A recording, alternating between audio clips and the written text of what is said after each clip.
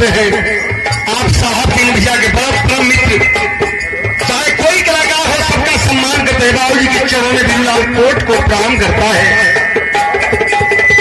जितना प्रशंसा किया जाए आपका कम है। जहिया प्राण रूपी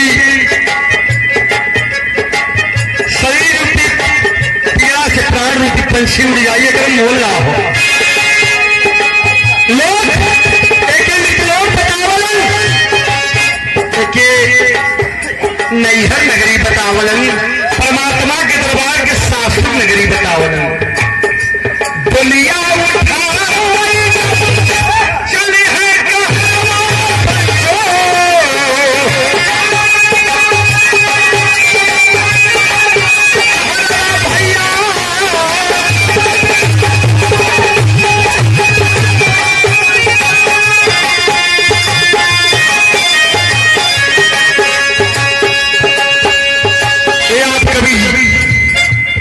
जिनकी गीत मीनाक्षी राज भी गाती है। कवि जी के चरणों में कोट को प्रणाम करता है। बिरलाल जितनी प्रशंसा की जाए कम है।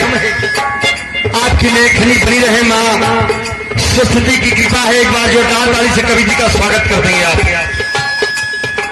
एक प्यार दुलार है, यह आशीर्वाद है। गुरु जी के चरणों में कोट को प्रणाम करता है बिरलाल। बोलिया उठा चल